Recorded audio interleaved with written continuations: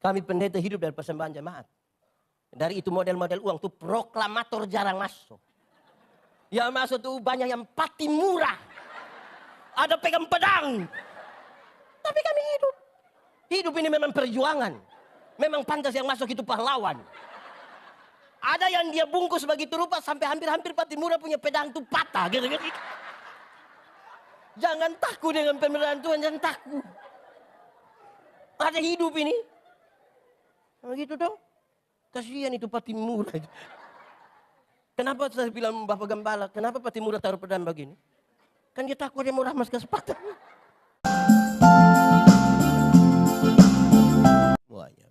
Bapak Ibu Saudara-saudara, dalam sukacita kita di hari Minggu ini, saya ajak kita merenungkan ulang satu bagian pembacaan Alkitab menurut Injil Lukas pasal 10. Injil Lukas pasal 10 ayat 25 sampai ayat yang ke-37. Orang Samaria yang murah hati. Pada suatu kali berdirilah seorang ahli Taurat untuk mencoba Yesus. Katanya, "Guru, apa yang harus kuperbuat untuk memperoleh hidup yang kekal?" Jawab Yesus kepadanya, "Apa yang tertulis dalam hukum Taurat? Apa yang kau baca di sana?" Jawab orang itu, "Kasihilah Tuhan Allahmu dengan segenap hatimu dan dengan segenap jiwamu dan dengan segenap kekuatanmu dan dengan segenap akal budimu, dan kasihilah sesama manusia seperti dirimu sendiri." Kata Yesus kepadanya, "Jawabmu itu benar, perbuatlah demikian maka engkau akan hidup." Tetapi untuk membenarkan dirinya, orang itu berkata kepada Yesus, "Dan siapakah sesamaku manusia?" Jawab Yesus, "Adalah seorang yang turun dari Yerusalem ke Yeriko. Ia jatuh ke tangan penyamun-penyamun yang bukan saja merampoknya habis-habisan, tetapi yang juga memukulinya, dan yang sesudah itu pergi meninggalkannya setengah mati. Kebetulan ada seorang imam turun melalui jalan itu. Ia melihat orang itu tetapi ia melewatinya dari seberang jalan. Demikian juga seorang Lewi datang ke tempat itu. Ketika ia melihat orang itu, ia melewatinya dari seberang jalan. Lalu datang seorang Samaria yang sedang dalam perjalanan ke tempat itu.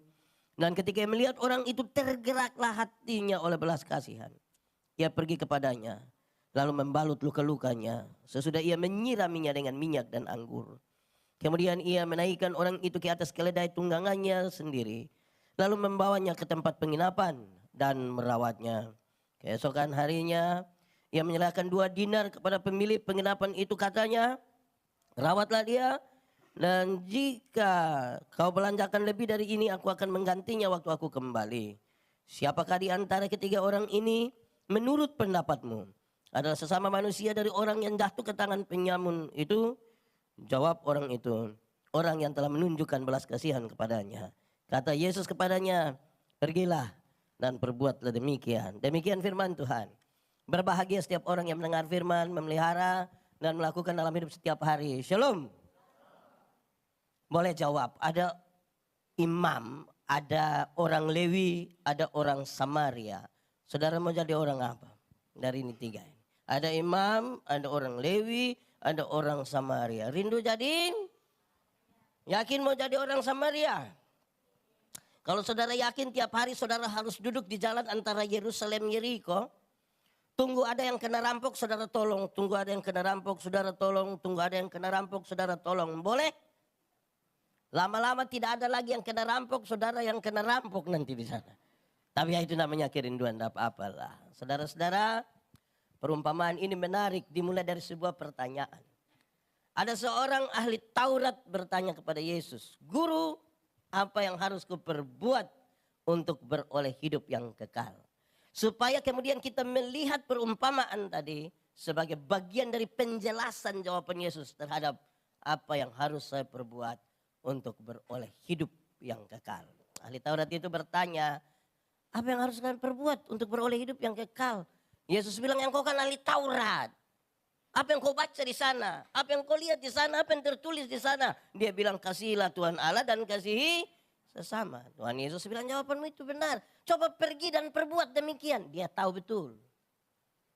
10 hukum Taurat itu dijabarkan jadi 613 pasal. Dari 613 pasal ada ribuan peraturan hidup setiap hari. Untuk mengasihi Tuhan dan untuk mengasihi sesama. Siapa yang bisa melakukan itu dengan utuh? Dia tahu sekali itu susah. Yesus bilang jawabanmu itu benar, coba pergi buat. Dia repot juga ini. Untuk membenarkan dirinya dia bertanya, lalu siapakah sesamaku manusia? Sekarang perumpamaan ini. Tuhan Yesus bilang begini. Adalah seorang turun dari Yerusalem Yeriko. Yerusalem Yeriko berjarak kira-kira 30 km. Berjalan, berbelok-belok, berbatu-batu lepas. Ada kira-kira 400 meter di bawah permukaan laut. Tidak ada orang tinggal di situ dan diyakini. Kalau ada orang dirampok di situ. Tidak mungkin ada yang bisa tolong. Tidak mungkin.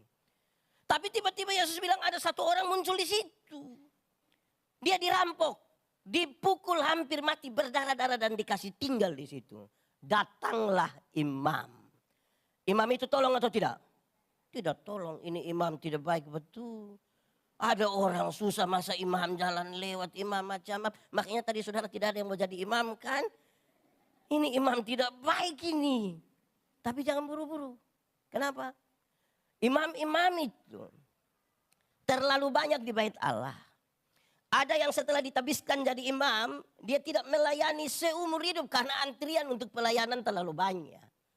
Pertanyaan sekarang, kalau saudara imam itu ada urusan pelayanan di bait Allah, dalam perjalanan untuk pelayanan itu tiba-tiba ada orang dirampok, dipukul hampir mati. Kalau saudara imam, saudara tolong atau tidak? Coba renungkanlah kira-kira. Kalau darah orang ini kena imam ini dia dianggap najis dan dia tidak boleh melayani. Kalau saudara imam ini tolong atau tidak?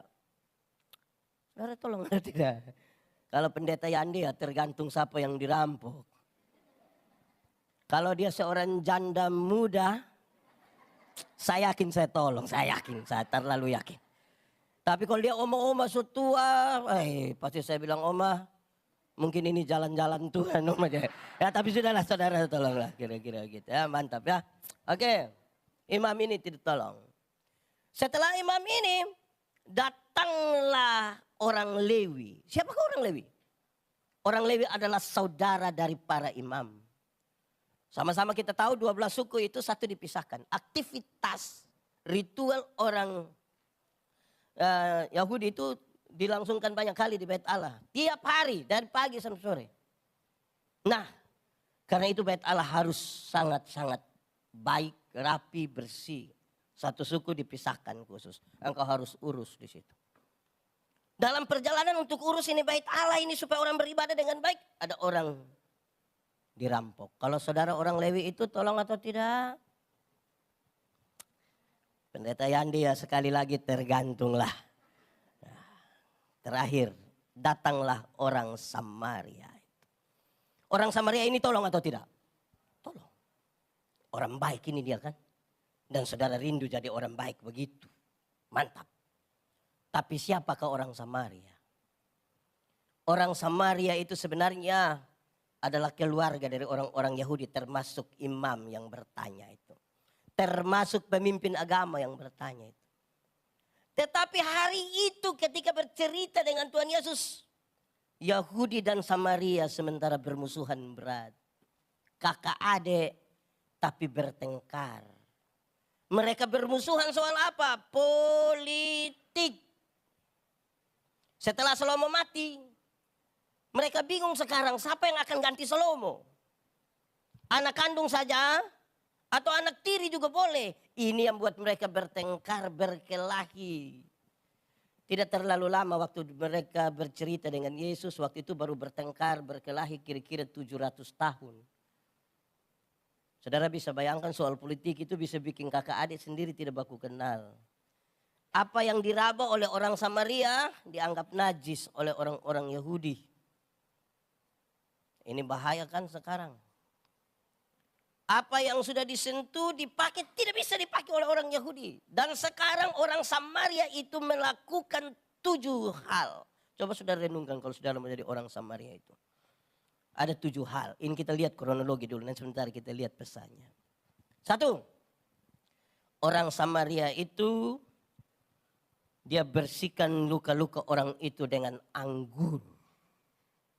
Diharapkan Alkohol yang ada pada anggur itu kasih mati itu virus-virus itu. Supaya jangan sakit apa leh. Jangan infeksi. Rupa-rupanya ini orang Samaria jalan pergi mana-mana yang dia bawa anggur ini. Di sini ada yang pergi mana-mana ada bawa anggur. Adakah? Kemungkinan besar dia orang Samaria itu. Ya ada mau tolong-tolong orang tuh di pinggir-pinggir jalan yang. Oke. Yang kedua setelah dia bersihkan luka-luka orang itu dengan anggur. Dia oles luka-luka itu dengan minyak. Kemungkinan besar ini minyak zaitun. Karena salah satu fungsi terbaik dari minyak zaitun adalah menyembuhkan luka. Sekarang saya tanya saudara. Siram dengan anggur, taruh lagi minyak, bisa saudara lakukan? Boleh. Untuk dua pekerjaan ini dibutuhkan sedikit hati-hati. Pasti dia pegang kapas, taruh terus dia bilang, kau tahan sedikit tahan sedikit. Tidak mungkin dia bilang, makanya jangan. Tidak mungkin dia bilang begitu. Dia pasti melakukan itu dengan hati-hati. Amin. Bisa dilakukan oleh yang punya niat jadi Samaria. Ketiga. Setelah anggur itu, setelah minyak itu, tadi pembacaan bilang begini. Lalu dia ambil kain dan dia membalut luka-luka orang itu. Bisa? Saya lihat saudara mulai mundur perlahan-lahan. Keempat, ini saya renungkan berkali-kali berulang-ulang. Kenapa? Lalu dia angkat orang itu muat di atas keledai tunggangannya sendiri. Saya bawa mobil di Kupang. Kalau ada orang celaka, ada orang kena pukul, untuk tolong saya tolong. Untuk tolong saya tolong. Tapi ketika masyarakat yang ikut bantu itu orang lihat saya agak lama begini, saya mulai pikiran. Karena pasti pertanyaan selanjutnya adalah, Bapak, boleh bawa ini orang ke rumah sakit pakai Bapak pun mobil? Itu saya rasa berat itu. Saya rasa, waduh repot itu. Tapi saya mau tanya saudara, kalau saudara bawa mobil ada orang celaka, ada orang kena pukul berdarah-darah, bisa bawa ke rumah sakit pakai saudara punya mobil boleh? Bisa? Saya tanya kepada banyak orang dan yang paling banyak jawab bilang bisa itu karena dia belum ada mobil. Kalau dia sudah ada mobil apalagi baru cuci, baru sikat dia punya keset, istri saja naik lepas sepatu. Apalagi mau tolong orang yang tidak dia, repot itu. Tapi saudara bisa, memang saudara terlalu tepuk tangan dulu bagi yang bisa itu, luar biasa itu dia, hebat itu. Empat ini, satu tadi apa? Anggur. Dua apa? Yang ketiga, membalut. Keempat apa? Muat di atas keledai itu. Kelima, dia bawa ke rumah penginapan. Jadi kalau ada celaka di situ karena pukul di situ dia ambil dia antar ke, ada penginapan apa di situ itu? Taruh di situ. Bisa? Yang mau jadi Samaria bisa? Wih repot juga. Selima ini. Satu tadi apa? Anggur. Dua, minyak. Tiga, membalut. Empat apa? Taruh di atas keledai tunggangannya. Yang kelima, rumah penginapan. Keenam, dia merawat orang itu. Sudah taruh di penginapan. Merawat lagi. Bayangkan rawat orang sakit, saudara pernah rawat orang sakit. Pagi-pagi kan sudah kasih hangat air lagi. Masak bubur. Datang ketuk pintu, Om. Yo, masih hidup. Kan mau cek ini orang ini ada masih atau tidak kan. Ini rawat orang ini. Bisa? Wih, saya rasa saya mulai jauh ini, saya terlalu jauh. Saudara bisa begitu? Sudah 6, 1, 2, 3, 4, 5, 6, merawat. Ketujuh. Dia ambil uang 2 dinar. Dia kasih kepada pemilik penginapan ini. Tolong kau urus orang ini. Karena saya mau lanjutkan perjalanan. Bahwa kalau ternyata engkau membelanjakan lebih dari uang ini, aku akan menggantinya waktu aku kembali. Dulu orang bekerja 1 hari dibayar 1 dinar. Berarti 2 hari upah kerja berapa? 2 dinar itu upah kerja berapa hari? 2 hari. Saya mau tanya, ada yang punya uang perjalanan 2 hari, keuntungan toko, kios 2 hari, kasih orang susah mau? Ini 2 hari punya kau ambil saja saya. Bisa? Itu baru untuk tolong 1 orang, apalagi mau tolong 10. Mau kasih mertua, mau kasih mama kandung saja kita sembunyi dari istri. Ada istri sembunyi dari suami, dia angkat cepat-cepat begini, ambil cepat. Di Kendari ada juga istri suami begitu. Tapi mau rindu jadi orang Samaria. Repot itu. Oke, baik. Itu kronologi dari cerita tadi. Lalu mari kita lihat isinya. Siapakah orang Samaria itu? Saudara mau rindu bagaimanapun, saudara tidak akan pernah jadi orang Samaria. Tidak akan. Pendeta Yandi tidak akan pernah jadi orang Samaria. Tidak akan. Itu bertolong 1 itu, apa yang mau tolong semua orang? Siapa orang Samaria itu? Orang Samaria itu ialah Tuhan Yesus Kristus. Orang Samaria itu siapa?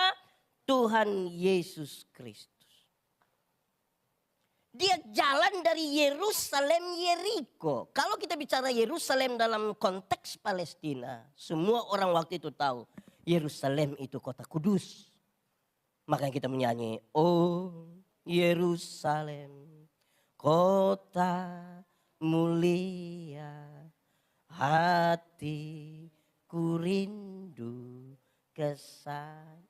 Dari Yerusalem kota kudus itu dia menuju ke Yeriko yang dalam konteks mereka tahu Yeriko itu kota terkutuk. Ini sebuah metafora yang bagus. Ini sebuah gambaran yang bagus untuk menggambarkan Tuhan Yesus itu datang dari surga yang kekal, yang kudus ke dalam dunia yang penuh rawa payah. Perjalanannya Via Dolorosa. Dalam perjalanan Via Dolorosa yang susah sengsara itu, dia berjumpa dengan orang-orang yang dirampok, dipukul, hampir mati, berdarah-darah di situ. Siapakah orang yang dirampok itu? Orang yang dirampok itu saya. Pendeta Yandi ini yang dirampok. Saudara semua, kitalah orang-orang yang dirampok dalam perjalanan Yerusalem Yeriko, dan Tuhan Yesus berjumpa dengan kita di sana. Pendeta, kita dirampok oleh apa ini? Siapa merampok kita? Saya tanya banyak orang dan orang bilang iblis merampok kita. Saya bilang jangan cepat-cepat juga bilang iblis. Karena ada kemungkinan mungkin iblis juga tidak tahu apa-apa. Kadang-kadang kita dirampok oleh kerakusan kita, egoisme kita, nafsu kita. Ada anekdot yang saya kira saudara baca juga. Ada satu waktu iblis minta ketemu Tuhan. Iblis bilang, Tuhan, yuk ketemu dulu. Kenapa? Saya mau berhenti dari iblis. Kenapa? Saya punya pekerjaan ini diambil oleh manusia. Yang korupsi itu manusia. Itu uang korupsi juga tidak pernah kasih saya. Tapi dia bilang itu saya punya pekerjaan. Yang selingkuh itu manusia. Waktu orang baku janji ketemu di mana pun tidak bawa saya juga itu. Tapi orang bilang itu pekerjaan. Sudah kalau begini biar kasih manusia saja itu pekerjaan, saya tidak usah lagi. Kita dirampok oleh kerakusan, ketidakmampuan untuk mengendalikan diri kita. Oleh karena hidup menurut keinginan daging kita. Berdarah-darah, hampir mati dalam perjalanan itu. Di kondisi hampir mati di situ itu. Kita tidak bisa ditolong oleh siapapun. Tidak bisa. Imam tidak bisa tolong kita di situ. Orang Lewi tidak bisa menolong kita di situ. Hanya orang Samaria itu yang bisa menolong kita di situ. Amin. Lalu pendeta, kalau memang imam Samaria tidak bisa tolong kita, untuk apa dia jadi imam? Bikin pusing saja kita kalau tidak bisa tolong. Oh, imam itu penunjuk jalan, bukan jalan, penunjuk jalan. Ya toh. Kami imam ini kan kalau ada ini, saya kasih tahu saudara-saudara bahwa ada 1-2 orang tidak suka saya punya pernyataan ini, tapi namanya saya punya pernyataan sendiri toh. Kalau ada yang tidak suka dia bikin pernyataan lain yang dia suka sendiri. Saya bilang masuk surga itu ibarat ke WC, tidak bisa diwakilkan. Masing-masing akan pergi sendiri, tak? Atau siapa di antara kita yang kita tanya, mau kemana? WC, saya titip. Yang tidak bisa. Masing-masing pergi sendiri. Imam punya tugas itu waktu tanya, di mana? Ada di situ. Oh makasih imam, yuk hati-hati ada anjing di situ. Tugas begitu, masing-masing pergi sendiri. Betul? Nah Yesus tolong kita di situ. Kalimat ini menarik. Oleh bilur-bilurnya kita menjadi sembuh. Amin. Ini saudara-saudara mau mati nih. Kita ditolong, sudah hidup ini. Setelah hidup Tuhan angkat kasih tinggal kita di situ. Tidak. Dia muat di atas keledai tunggangannya. Dulu so ada Alphard, Innova, pick up. Jadi mereka kemana-mana bawa apa? Keledai. Saudara bayangkan keledai tunggangan Tuhan itu seperti apa. Kendaraan yang dia pakai seperti apa. Tuhan tidak pernah suruh orang lain jemput kita. Dia pergi sendiri. Sini. Di atas keledai tunggangannya yang luar biasa. Dia bawa kita ke rumah penginapan. Dan rumah penginapan itu apa? Rumah penginapan itu adalah gereja Tuhan. Orang-orang yang Tuhan sudah selamatkan, yang sudah kasih hidup dalam perjalanan Yerusalem, Yeriko. Dia bawa itu orang titip di gereja. Saya mau tanya, surga lebih baik atau dunia lebih baik? Surga atau dunia lebih baik? Yakin? Berarti surga lebih baik dari dunia. Siapa mau pergi sekarang? Ada yang mau pergi sekarang? Ya karena belum pergi sekarang. Karena sudahlah belum waktu Tuhan toh. Ada yang kalau kita tanya kenapa belum pergi sekarang? Anak-anak masih kecil pendeta. Belum suami model begitu lagi. Tidak. Belum waktu Tuhan. Karena belum waktu Tuhan, Tuhan titip kita di mana? Gereja. Tapi saudara tahu, ada banyak orang lari dari rumah penginapan. Tuhan titip di rumah penginapan itu. Tapi ada orang yang masuk gereja itu 1 tahun mungkin 2 kali. 2 kali. Natal 1 kali, Paskah 1 kali. Jadi dia punya nama jemaat napas. Natal dan karena Natal 1 kali, Paskah 1 kali singkatannya tambah panjang. Napas 1-1. Kalau semula, oh itu ingat Tuhan itu Tuhan terlalu baik itu. Di sini ada. Oh ini rajin-rajin semua begini. Tuhan titip rumah penginapan. Saudara tahu pesannya. Gereja yang mengurus orang-orang yang Tuhan titipkan kepadanya. Gereja itu diberkati. Tapi kalau gereja tidak mengurus orang-orang yang Tuhan titipkan kepadanya. Gereja itu tidak diberkati. Pak pendeta tidak diberkati bagaimana? Kami punya persembahan itu miliaran. Iya nanti tiap hari ribut gara-gara itu miliaran rupiah. Saudara. Terus Tuhan angkat uang 2 dinar. Ini sebuah metafora mantap sekali. Dia titip ke rumah penginapan itu. Saudara tahu bahwa untuk mengurus pelayanan, untuk mengurus orang-orang yang Tuhan kasihi, yang sudah selamatkan. Tuhan tidak pernah menyuruh mereka berjalan kosong. Ada modal yang Tuhan kasih. Modal pertama dari itu adalah karunia-karunia. Karunia ini ada 2. Satu karunia-karunia motivasi. Satu karunia-karunia manifestasi. Karunia motivasi itu seperti berkhotbah, menyanyi, mengajar, mendampingi orang. Itu karunia motivasi. Yang kedua karunia-karunia manifestasi itu seperti bicara dalam bahasa roh, menerjemahkan bahasa roh, menyembuhkan orang. Dia tahu visi ke depan. Kedua karunia ini sama kedudukannya dipakai untuk pembangunan jemaat. Tuhan suka kasih modal, urus saja. Kamu tidak usah takut, tidak akan ada orang miskin dalam gereja hanya karena dia memberi dan menolong orang. Tidak akan. Nanti aku akan menggantinya kalau aku kembali ya. Memang kita ini repot. Saya tanya, saya punya video satu beredar luas ketika saya tanya orang. Kalau kamu dapat uang 1 miliar hari ini, kasih orang susah aku tidak. Orang bilang kasih Bapak. Kasih berapa? 100 juta boleh? Separuh bilang boleh. Naik sedikit. Dan bisa tapi suara makin turun. Saya bilang kalau saya dapat 1 miliar hari ini semuanya saya kasih orang susah. Nanti pendeta dapat apa? Nanti baru menghayal lagi kan. Saudara ini baru menghayal saja sudah sekikir. Baru menghayal. Tidak ada uang, tidak ada doa, ini sekikir. Aduh 1 miliar, aduh. Saya yakin saudara tidak akan jadi orang kaya, saya yakin ini.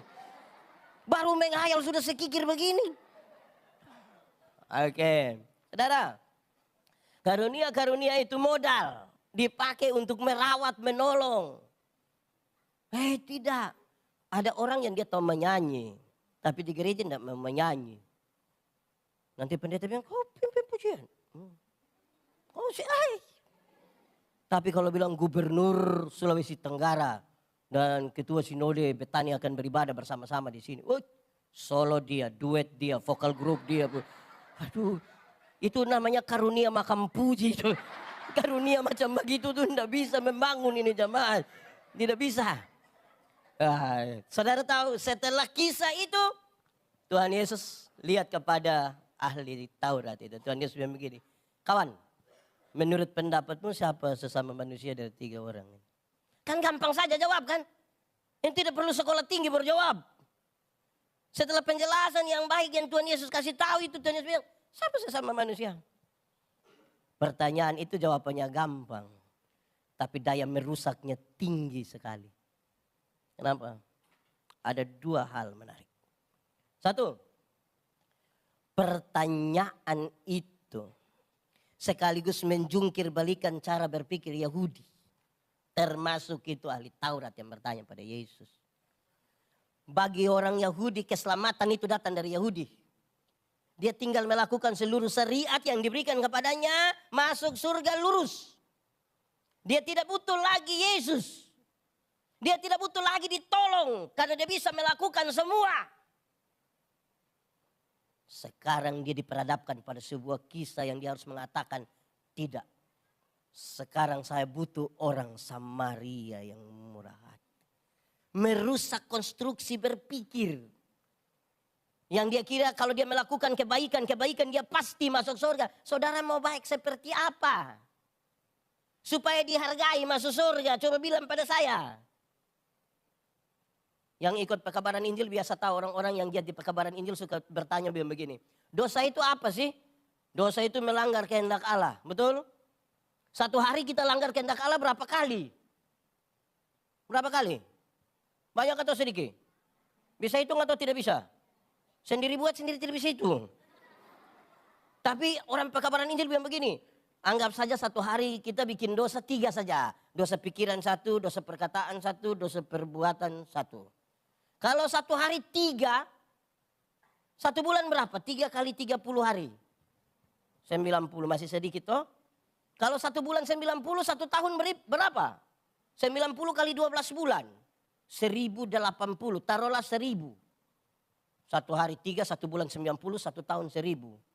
Coba kali dengan umur masing-masing. Pendeta Yandi umur 47 tahun, kalau kali 1000, 47.000 bisa masuk surga. Pendeta Yandi 47 saja surga. Coba masing-masing cek, itu yang 47 apalagi yang sudah lebih tua. Mengerikan, itu 1 hari 3. Apalagi 1 hari tidak bisa hitung. Siapa yang bisa pergi surga? Pendeta, jadi apakah kita tidak butuh berbuat baik? Bukan. Perbuatan baik itu sebuah ungkapan syukur karena kita telah ditolong dalam perjalanan Yerusalem Yeriko yang hampir mati. Anggap saja saya dengan adik ini kami 2 tidak baku kenal Memang kami 2 tidak kenal. Terus saya dapat DP nomor telepon, saya telepon dia. Hei, sebentar malam jam 12 kita ketemu di muka rumah jabatan wali kota. Dia mau atau tidak kira-kira? Tidak mau toh? Ada ayam 1 di rumah. Kita pergi dia ke rumah. Kira-kira dia kasih itu ayam ke saya atau tidak? Tidak. Saya ganti pertanyaannya. Saya mau kasih dia mobil baru 1, 0 kilometer. Dia mau atau tidak? Mau juga. Terus saya beli mobil baru 1, Toyota Alphard kira-kira kasih dia. Harga sekitar 1 miliar. Waktu dia dapat dengan cuma-cuma. Ada perubahan perilaku dari dia ke saya atau tidak? Saya telepon jam 12 malam datang kok tidak? Saya pergi ke dia rumah ada ayam dia kasih kok tidak? Kenapa dia tiba-tiba baik begini? Kan dia telah menerima sesuatu yang sangat mahal. Yang mungkin dia tidak bisa, bukan mungkin dia tidak bisa beli ini. Tapi ada orang kasih dan cuma-cuma masa tidak berbuat baik. Tidak bisa dibandingkan yang dia kasih. Waktu Tuhan Yesus pergi dan lakukanlah demikian. Dia tidak suruh untuk engkau menggantikan dia. Tapi ini tanda syukur yang bisa kita lakukan. Karena kita harusnya sudah mati. Dan perjalanan Yerusalem, Yeriko. Itu pertanyaan ringan itu menjungkir balikan cara berpikir Yahudi itu. Orang Yahudi itu apa yang tidak bisa dia buat? Semua dia buat. 10 hukum, 613 pasal, seluruh penjabarannya sampai peraturan hidup yang ribuan tiap hari. Bikin dia. Saya ingat seorang sahabat ketika dia pergi ke perjalanan ziarah ke Israel. Yang pimpin orang perjalanan kan orang Yahudi. Terus mereka mau istirahat sedikit. Ada ada roti yang dia mau makan. Pak, mari kita makan sama-sama. Ini orang bilang begini, tidak. Pak, mari kita satu rombongan, masa kami makan sendiri Bapak dia. Tidak, saya tidak makan. Boleh kita tahu alasan Pak kenapa Pak tidak mau makan? Dia bilang, saya ragu dengan Anda. Ragu bagaimana? Kita tulus ini. Saya ragu dengan Anda. Jangan-jangan uang yang Anda pakai untuk beli roti itu, uang yang belum saudara kasih keluar dia punya perpuluhan. Karena mereka sangat aktif, sangat kuat. Setiap kelipatan 10 Tuhan punya. Dan itu tidak bisa. Harus dilakukan. Itu saja dilakukan sangat baik. Semua peraturan bisa masuk surga. Mereka juga ragu untuk itu.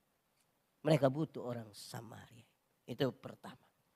Kedua, ini lebih praktis bagi kita. Saudara, siapakah siapakah sesama manusia dari orang itu? Ini pertanyaan yang sekaligus mau mengukur seberapa jauh perjalanan orang yang beragama ini dengan Tuhan. Seberapa jauh perjalanan orang yang sebut diri pimpinan agama ini dengan Tuhan. Kekristenan itu ada 3 kelas. Saudara bisa ukur saudara di kelas mana. Kekristenan paling pertama itu adalah beragama tapi tidak beriman. Ada agama tapi tidak ada iman. Untuk Kristen dia Kristen. Untuk baptis dia 4 kali. Semua simbol kekristenan dia pakai. Beriman tidak. Bisa begitu pendeta bisa kasih contoh. Ya gampang. Berkat Tuhan itu Tuhan yang atur. Berkat itu Tuhan yang atur. Berkat Tuhan yang menjadikan kaya. Usahamu tidak menambah apa-apa kata firman. Begitu toh? Saudara aminkan itu? Yakin? Coba saudara cek. Ada banyak orang Kristen yang punya toko. Dia meyakini itu. Iya yakin. Tapi dia tetap pakai itu kucing yang dia begini. Kucing mana bawa berkat dia begini-begini. Bayangkan. Ada agama. Beriman belum tentu. Pendeta Yandi bawa materi banyak tanpa di Indonesia. Habis mereka bilang, pendeta-pendeta kita foto-foto dulu. Kita foto. Boleh, boleh. Pas kami mau foto begini ada yang dari belakang bilang, jangan 3 orang, jangan 3 orang. Foto 3 orang nanti, yang foto yang mati nanti. Bayangkan suhu hari begini masih percaya 3 orang foto di tengah mati itu. Masih ada yang percaya begitu? Saudara tahu, sampai saya tidak tahu di Kendari, tapi di daerah tempat saya tinggal itu kami kan besar dari itu kebiasaan. Kalau keluar rumah ada jalan jauh dari rumah tiba-tiba rasa BAB. Ambil apa? Batu berapa? Di sini juga masih percaya. Batu 3 menyelesaikan masalah. Kalau itu betul-betul menyelesaikan masalah tidak perlu ada toilet. Di sini ada toilet tidak di ini. Kasih turun batu 2 trek di depan. Saudara bisa bayangkan nih.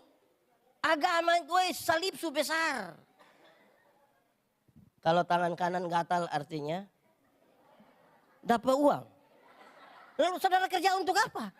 Duduk begini-begini saja, duduk begini. Kalau tangan kanan gatal artinya dapat uang, maka orang koreng itu pasti kaya raya. Itu bukan tangan kanan saja yang gatal, semua gatal habis itu. Alkitab bilang satu-satunya cara untuk dapat berkat ialah kerja. Apa? Kerja, bukan gatal, bukan kerja. Berkat. Ini hari ini saudara, itu pertama, kelas pertama. Sudah beragama tapi tidak beriman. Kadang-kadang sebagai pendeta tuh aneh. Kami jalan di telepon. Pendeta, yuk singgah dulu di rumah sakit. Kenapa? Istri kah, suami kah, anak kah, mertua kah ada sakit. Oke kita sampai. Pas sampai dan sabar pendeta datang. Mau doa-doa. Sama. Doa habis dengan pendeta. Ini obat. Nah kalau itu obat begini suruh saya berdoa supaya kenapa? Langsung Jadi mulut kita berdoa, pengakuan kita diobat. Begitu. Ada orang Kristen juga. Ada orang Kristen yang tiap hari Kristen, tiap hari sebut Yesus. Darah Yesus berkuasa, Tuhan Yesus tolong. Dia sakit sedikit pasti orang baking. Ada yang di sini nama apa? Kalau di kampung kami nama Suwangi. Di Manado Pok-Pok. Di sini apa nih nama yang ilmu hitam sihir-sihir. Itu apa? Doti. Itu orang dong sekarang itu lihat orang. Tidak bikin-bikin. Miskin lagi, sengsara lagi kita. Bayangkan hari ini. So percaya Tuhan tapi kita. Kedua. Dia bertobat. Ini kelas 2 ini. Bertobat tapi tidak berbuah. Bertobat sudah. So tidak lagi judi. Mabok so tidak, pukul isi tidak. Tapi kan tidak berbuah. Orang bertobat tapi tidak berbuah. Dia hanya bercerita tentang masa lalu. Waktu tahun 1970. Pindah satu acara ada kesaksian dia ulang lagi waktu tahun 1970. Sore dia ulang lagi waktu tahun 1970. Satu waktu dia baru bangun orang baku korek dia. 1970 ada. Bertobat tapi tidak ada buah. Nah kelas yang ketiga itu adalah berbuah. Sama-sama 1, 2, 3. Berbuah. Dalam hal inilah Bapakku dipermuliakan yaitu jika kamu berbuah. Dan buahmu itu tetap. Supaya apa yang kamu minta kepada Bapa dalam namaku diberikan kepadamu. Pertanyaannya sekarang. Berbuah bagi Tuhan gampang atau susah? Berbuah bagi Tuhan. Hari ini demi nama Yesus saya mau bilang pada saudara. Berbuah bagi Tuhan itu gampang saja. Kenapa? Ranting yang melekat kepada pohonnya. Buah keluar dengan sendirinya tanpa disuruh. Anak sekolah minggu juga tahu toh. Yesus pokok dan tinggallah di dalam. Yesus pokok dan kitalah carangnya. Nah, begitu. Melekat itu buah pohon, buah keluar dengan sendirinya. Amin. Saudara pernah lihat pohon mangga? Pernah lihat pohon mangga berbuah? Saudara pernah lihat ada orang timur marah pohon mangga supaya berbuah? Kau berbuah, kau tidak ada. Buah keluar. Anak SD tahu pohon. Bagian pohon yang mencari makanan dia bernama apa? Akar. Setelah dapat itu dia kirim kemana? Daun lewat batang. Ada proses apa di sana? Fotosintesis. Terus setelah jadi sari makan dia kirim ke ranting. Buah keluar dengan sendirinya. Banyak orang rindu berbuah tapi tidak melekat pada Yesus. Akhirnya dia punya buah ada tapi buah plastik. Saudara pernah lihat jeruk plastik? Pernah lihat? Pisang plastik? Alpukat plastik? Enak? Pernah rasa? Banyak yang mau berbuah tapi tidak mau melekat pada Yesus. Nah berbuah ini. Nah saudara lihat. Itu ukuran bagi orang Yahudi. Sejauh ini orang ahli Alkitab ini. Yang bicara dengan Tuhan Yesus ini. Tuhan Yesus lagi ukur seberapa jauh. Nah mari kita renungkan lebih jauh sedikit. Saya pakai waktu sedikit lagi. Habis ini baru saudara pulang makan. Lain-lain. Saudara. Saudara pernah ke pantai. Saudara kalau pergi ke pantai. Senang-senang di pantai. Saudara berteriak sukacita itu karena air di pinggir pantai hanya sampai begini. Saudara bisa senang-senang tendang-tendangin air, siram-siram baru. Di pinggir pantai saudara bisa foto-foto.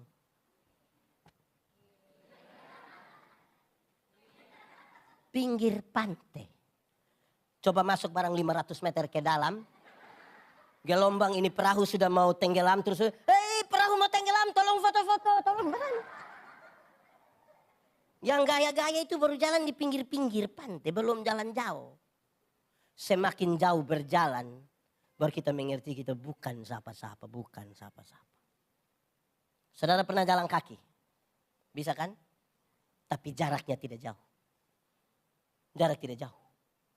Karena jarak tidak jauh, kekuatan full ada pada kita. Orang kita tidak butuh, bahkan Tuhan pun kita tidak butuh. Ibu-ibu bisa pakai high heels tinggi begini karena jaraknya dekat. Coba jalan lebih jauh. Pernah naik ojol. Motor, dia gas kencang. Saya yakin yang di belakang itu akan korek itu anak. Adek, yuk pelan sedikit. Ini ada yang tidak bisa ibu. Kenapa? Ibu pendadak tidak bisa. Tidak bisa ibu. Kenapa? Ibu hanya bayar 5.000. Memangnya kalau 5.000 kenapa? 5.000 tidak pakai rem ibu. 10.000 dulu baru rem ada ibu. Tapi poinnya ada. Kalau mulai berjalan jauh, rasa takut mulai ada. Mulai berharap. Lebih jauh lagi. Saudara pernah naik bis lah. Atau angkutan umum atau apalah begitu. Pernah kah? Duduk di samping sopir dari sini ke Makassar. Jalan lurus atau belok-belok? Saudara bisa bayangkan duduk di samping sopir, apalagi tahu bawa oto.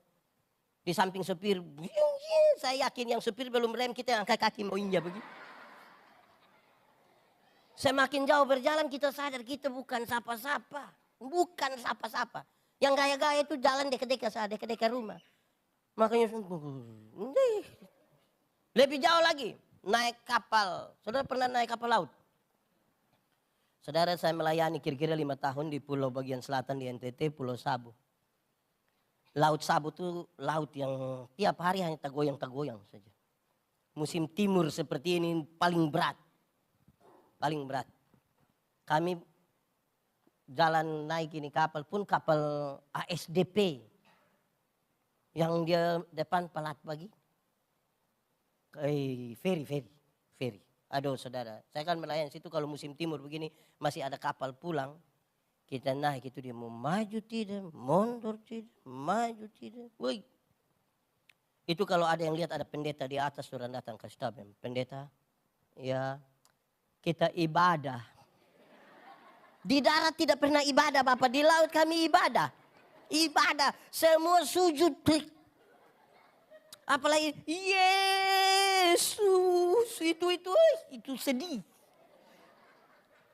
Ibadah di laut itu beda dengan ibadah di darat. Di bagian persembahan itu kami tidak pakai tangguk-tangguk begini, tidak pakai. Memang karena pertama tidak ada. Tapi di ibadah di laut itu kami mesti pakai dus yang besar itu. Kenapa? Kalau ibadah di darat, di laut. Petugas persembahan bawa ini kotak itu, dos itu. Itu sekali isi tangan begini. Itu dapat berapa saja? Dapat berapa saja semua langsung masuk. Tidak lewat otak itu, dia dari sini langsung masuk. Tidak naik dari sini. Beda kan kalau ibadah di darat. Beda kok tidak? Beda. Macam yang tadi itu. Beda. Ibadah di darat yang bawa ini datang kita isi tangan di dalam saku begini. Macam agak lama. Agak lama lagi baru mata putar 2-3 kali begini. Ini mata macam ada feeling apa begitu. Mata sudah putar 2-3 kali begini. Angka persembahan isi. Yang sudah bawa tangguh sudah jalan baru kita kaget. Aduh. Kenapa? Tadi saya isi yang merah. Macam menyesal itu. Memang kalau makin jauh berjalan kita rasa kita bukan sahabat. Tidak ada yang lebih berharga daripada nyawa. Tidak ada. Apalagi laut ada begini. Saya tidak tahu di Kendari ya. Tapi di Banyak Tampa itu, saudara tahu. Ada yang mau pergi gereja dia harus singgah kios. Di sini ada yang biasa singgah kios. Itu singgah bikin apa di kios itu? Dalam biasa singgah tukar doi Bapak. Oh tukar kasih besar. Aduh. Saudara-saudara memang menarik. Ada satu orang tua. Saya tidak bicara soal nominal. Saya tidak ada urusan dengan nominal yang saudara persembahkan. Saya tidak ada urusan di situ. Saudara tidak kasih itu bukan urusan saya. Ini soal refleksi kita. Saudara ada orang tua satu dia kasih persembahan. Dia lipat yang pertama. Dia isi. Terus saya bilang Bapak. Kenapa sampai begitu? Dia bilang pendeta. Kalau tangan kanan memberi. Tangan kiri tidak boleh tahu. Saya bilang amin. Tapi saya tahu Bapak.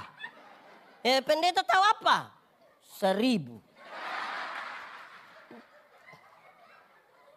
Saya yakin kalau 100 jarang begini. Begini dia. Subagini lagi pakai sengaja batok lagi. Nah, repot kita ini. Kalau refleksi kita begini repot. Tadi malam sama-sama dengan Bapak Gembala, Ibu, dengan Koko. Iya. Saya bilang begini, saya pas ada bicara di Sulawesi Tengah, saya bilang begini, saudara jangan takut dengan pemeliharaan Tuhan. Jangan pernah takut dengan pemeliharaan Tuhan. Kami pendeta hidup dari persembahan jemaat. Dari itu model-model uang tuh proklamator jarang masuk. Yang masuk tuh banyak yang pati murah. Ada pegang pedang. Tapi kami hidup. Hidup ini memang perjuangan. Memang pantas yang masuk itu pahlawan. Ada yang dia bungkus begitu rupa sampai hampir-hampir pati murah punya pedang tuh patah. Gitu. Jangan takut dengan pemeliharaan Tuhan, jangan takut. Ada hidup ini. Begitu dong. Kasihan itu pati murah. Kenapa saya bilang Bapak Gembala, kenapa pati murah taruh pedang begini? Kan dia takut dia mau ramas kesempatan. Lebih jauh lagi, naik pesawat. Saya yakin ini orang naik pesawat semua toh. Jangan naik ATR, naik yang Boeing, Airbus. Terbang kira-kira 36.000 kaki. Kalau 36.000 kaki, itu berarti kira-kira 12 km di atas udara. 12 km itu kita pesawat belum jatuh kita sudah mati. Belum jatuh, dia mati sudah kita. Di 12 km itu saudara, kan sudah di zona aman kan. Sudah bisa lepas ini sabuk pengaman, sudah bisa jalan-jalan sedikit. Mau ke toilet dulu. Oke. Tiba-tiba lampu sabuk pengaman itu menyala dan ada suara bilang begini. Berhubung karena kita terbang dalam situasi cuaca yang buruk. Karena itu kami minta kepada para penumpang segera kembali ke tempat duduk. Saya mau tanya, ada yang berani protes? Silakan kembali ke tempat duduk. Mau kembali buat apa? Berani. Jago hilang Bapak. Itu rencana mau kencing juga dia tunda. Dia akan pulang dengan duduk begini, ada anak-anak kecil ribut-ribut, dia bilang, Ade doa. Makin jauh berjalan kita bukan siapa-siapa saudara. Yang gaya-gaya itu jalan terlalu dekat. Belum jauh berjalan bersama Tuhan. Belum jauh. Saudara, di ketinggian 12 km itu kecepatan pesawat kira-kira 900 km per jam. Kalau 900 km per jam berarti Rossi juga kalah. Kalau Rossi saja kalah apalagi ojol. Lebih kalah. Di kecepatan 900 km per jam itu. Pesawat tabrak awan kan pasti guncang kan. Itu menarik. Kalau ada orang Kristen di atas. Pesawat tabrak awan pas guncang dia langsung bilang. Yesus. Di darat kalau kaget maki dia. Saya belum pernah dengar ada yang maki di atas pesawat. Belum pernah. Kalau ada saudara yang biasa maki-maki di sini, kumpul uang, beli tiket, suruh dia berangkat. Pas bulan hujan angin itu, langsung. Saya yakin pulang langsung ada persekutuan di rumah itu langsung. Semakin jauh berjalan itu saudara, kita rasa kita bukan sapa-sapa, nggak ada arti gitu. Ini yang Tuhan Yesus tanya kepada ini orang Yahudi. Kan dia rasa dia paling hebat sudah. Siapa yang menjadi sesama manusia? Orang Samaria. Saudara masih ingat orang Samaria itu siapa? Yesus. Dan itu dia mau bersahabat dengan saudara. Dia datang hina hanya karena kasihnya yang besar. Supaya kita diselamatkan. Dengan kasih kita diselamatkan. Tapi banyak orang Kristen yang diselamatkan kehilangan kasih. Tidak melakukan kasih itu. Lalu sekarang saudara mau bicara tentang kita hidup sebagai orang beriman tidak boleh habis di sini. Dia mesti keluar. Harus ada hubungan antara hari Minggu dan hari Senin. Hari Minggu kita beribadah, kita ikuti pujian yang luar biasa, dengar khotbah, saudara, amin, puji Tuhan, haleluya. Itu hari Minggu, hari Senin. Pakai yang hari Minggu ini sebagai daya dorong untuk hari Senin. Jangan hari Minggu dia berapi-api, berair-air di sini. Hari Senin dia gila di luar. Gila sampai hari Sabtu. Sembuh dia di hari Minggu. Datang, Yesus engkau baik. Tetap, jangan kadang-kadang. Naik turun. Saudara-saudara, kita dipanggil untuk itu saja. Kita orang berdosa. Tapi Tuhan selamatkan kita. Waktu kita semua berdosa, siapa berani paksa Tuhan datang selamatkan kita? Tidak ada yang bisa pergi. Tapi kalau kita harus selamat, itu hanya karena kemurahan. Dia berikan dengan cuma-cuma. Sikap kita selanjutnya, ya bersyukur. Bersyukur, jangan mengeluh. Bersyukur sudah. Masih ada hidup, keselamatan. Saudara, saya suka bilang di mana-mana. Untuk apa gitu barang bagus-bagus, pakaian ketat-ketat, hidup kaya raya, mati masuk neraka. Kurus-kurus, susah-susah, mati masuk surga. Mana yang baik? Mana yang baik?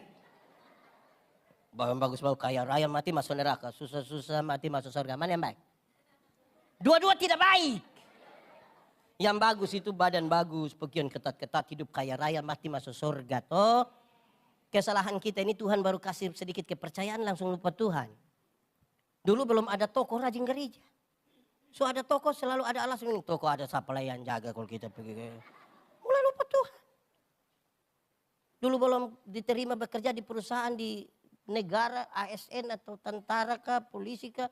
Berdoa keliling semua gereja. Tuhan kalau bisa Tuhan. Tuhan. Setelah diterima bikin syukuran sampai gaji pertama semua untuk Tuhan. Kedua, ketiga sampai hari ini yang sudah tidak lagi. Percaya Tuhan. Tapi kemudian mulai ada alasan untuk tidak mau terlibat dalam pelayanan. Menghindar dari pelayanan. Lalu apa bentuk syukur kita? Sekiranya Tuhan menolong kita. Supaya kita pulang diberi kekuatan lagi. Menjalani hidup penuh kasih kan kita sudah diselamatkan. Saudara bisa bayangkan persekutuan tidak akan pernah hancur kalau kita rasa. Kita orang yang terluka di Yerusalem, Yeriko. Kita juga. Ini semua orang yang punya pengalaman ditolong oleh Tuhan dalam perjalanan Yerusalem, Yeriko. Kita pasti ketemu sebagai orang-orang senasib, sepenanggungan yang hanya bisa bilang Tuhan terima kasih. Mari kita tunduk kepala di hadapan Tuhan.